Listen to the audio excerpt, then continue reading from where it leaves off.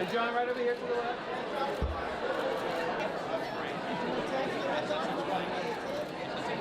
Alright guys, I'll try one too.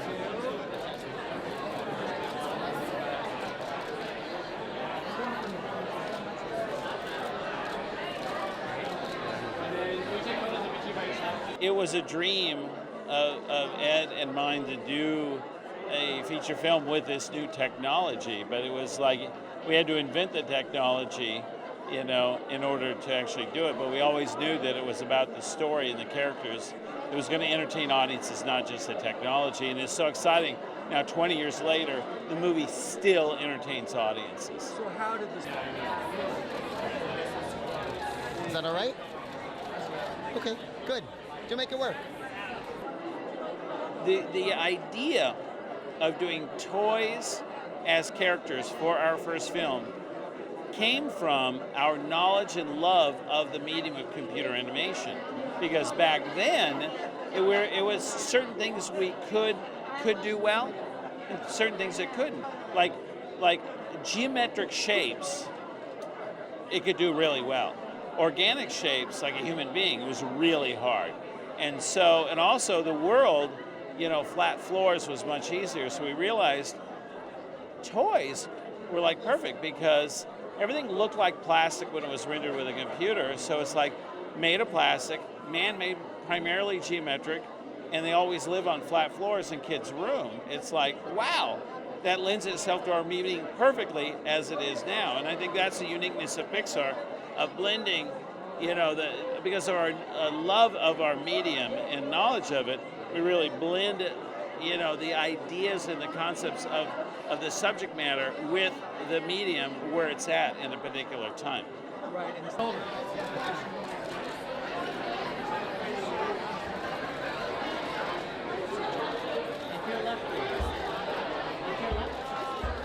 and right here for me. If you think about a live action film, which is the world we usually live in, you have a lot of stuff going on.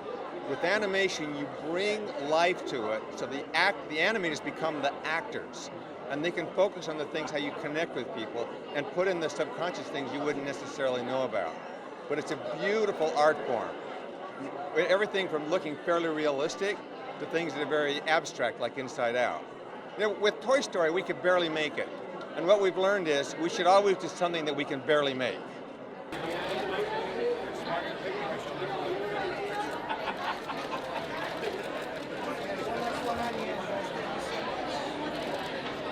I think animation generally has a better batting average, and a lot of that is because of all the care that goes into the story before they ever start drawing or rendering or do anything technical. Everything is handled with artists and pencils and writers and story rooms, and that tradition goes all the way back to Walt Disney, and these people came up through that tradition. And so before any film gets made, a tremendous amount of thought goes into what it will be, if it's worth making, and they spend twice as much, 3 times as much sometimes, as much time on any given film as a live action film, and the quality comes through.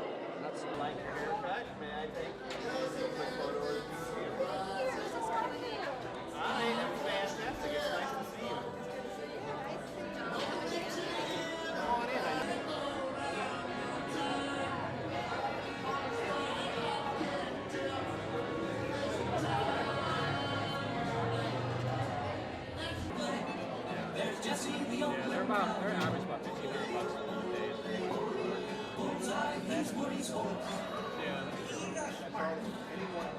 Yeah.